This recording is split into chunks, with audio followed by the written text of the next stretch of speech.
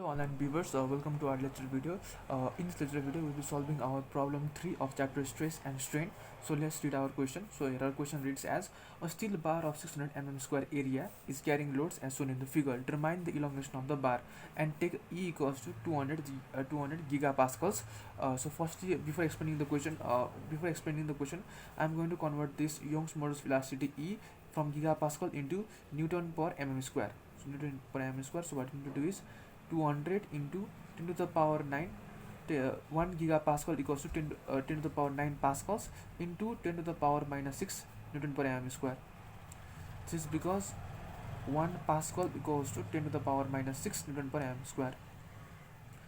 So we are multiplying it by 10 to the power 9 to convert it into pascals. Then we are multiplying it by 10 to the power minus 6 to convert pascal into Newton per mm square. So this comes as 200 into 10 to the power 3 Newton per mm square.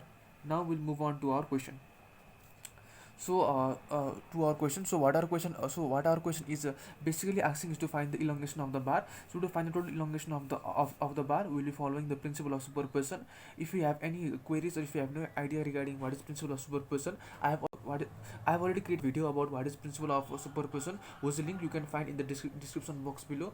So first do check that video and then come back to this video. So then come back to this video. Now to determine the elongation of the bar, we will be finding the elongation of individual sections, section 1, section 2 and section 3. So before doing anything, firstly what we will be doing is we will be checking the equilibrium of this bar.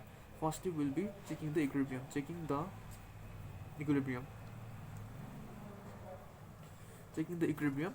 So in order to check the equilibrium, we need to make sure that the sum of horizontal forces is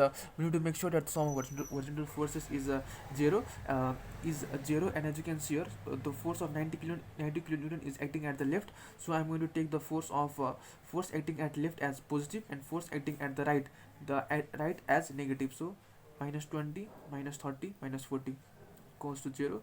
So this is basically equal to 40 plus 30 is 70, 70 plus 20 is 90, so 90 minus 90 is 0, so 0 equals to 0.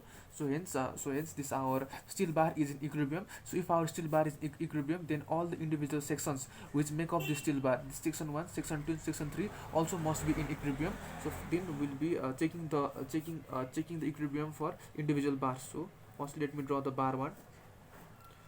This is my bar 1. This is my section 1. This is my section 1. This is my section 2, and finally I have my section 3. So for our section A, this is my AB portion, and as you can see in the portion A, there is a force of 90 kilonewton acting at the left. So in order to maintain equilibrium, a force of 90 kilonewton must act at the right. A force of 90 kilonewton must act at the right, but as you can see in the figure, no such force of 90 kilonewton is acting at the portion B. So we assume a force of 90 kilonewton is acting at the right, but we cannot assume forces in such a way. So we need to assume another cancelling force of 90 kilonewton of equal magnitude but acting in opposite direction. Opposite direction, then only we can suppose such forces. We have supposed a force of 90 kilonewton acting at the left and right at the section B. Now we move on to our figure 3. So in our CD, so as you can see here in the D portion, of force of 40 kilonewton is acting at the right. So in order to maintain this section 3 in equilibrium, a force of 40 kilonewton must act at the left. But as you can clearly see, no such forces act at section C. So we suppose a force of 40 kilonewton is acting at the left. Is acting at the left, but we cannot. But similarly, as in the case of B, we cannot suppose forces in such a way. So we need to suppose another equal and opposite cancelling force acting at the right, 40 kilonewton. So we have written this 40 kilonewton at 40 kilonewton over here, this 40 kilonewton over here. Now for our section C, it is really simple. What we need to do for our section C is all the forces which are remaining to be written, we simply write it down over here. So as you can see here in section C, a force of 30 kilonewton is remaining, and for 40 kilonewton, the force of the 40 kilonewton is acting at left has already been written over here. So the remaining 40 kilonewton which is acting at right is remaining, so we write that 40 kilonewton over here, 40 kilonewton. Similarly for our section C, remaining is 20 kilonewton acting at right. 20 kilonewton acting at the right, and for our 90 kilonewton, the 90 kilonewton which is acting at right has already been written over here. So the 90 kilonewton which is acting at the left will be written over here. 90 kilonewton acting at the left. So in this way, all our section 1, section 2, and section 3 are in equilibrium. So for our section 2, we can resolve the forces a bit. For section 2, as you can see in the section C, 40 kilonewton, 30 kilonewton both are acting at the right. So total force of 70 kilonewton is acting at the right. And for our section B, what you can see is a force of 90 kilonewton is acting at the left, while a force of 20 kilonewton is acting at the right. So both of them are acting in opposite direction. So a force of 70 kilonewton, 90 minus 20 is 70, but is 70, and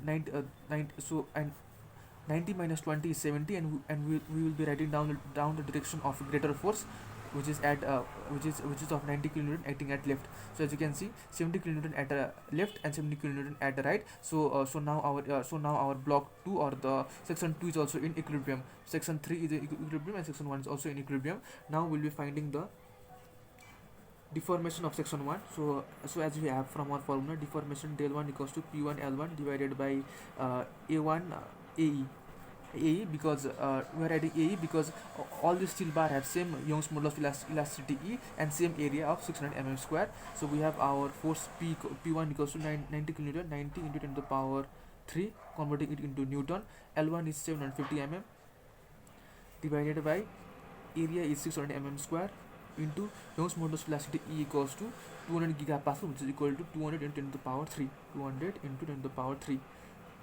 So on solving this, we will get this value to be equal to 0.5625 mm.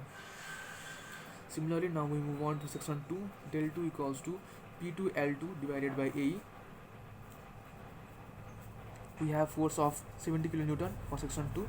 70 into 10 to the power 3 into L2 is 1000 mm divided by area is 600 into 200 into 10 to the power 3. Same thing as above. This will come as 0.5833 mm. Similarly, now for section 3, del 3 equals to P3 L3 divided by AE. This is equal to 40 into 10 to the power 3 into 1000 divided by 600 area into 200 into 10 to the power 3 Young's modulus velocity, and this forms as 0.25 mm.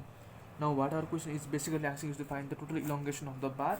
So the total elongation of the bar equals to elongation of bar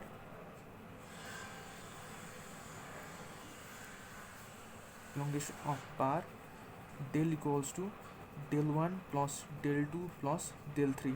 So this will be sum of 0.5625 plus 0.5833 plus 0.25. So this will be equal to 1.3958 mm.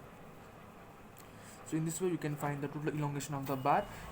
Further, we'll be solving more similar problem on stress and strain. If you have any queries, do comment down below. And if you like our content, do subscribe the channel. Thank you.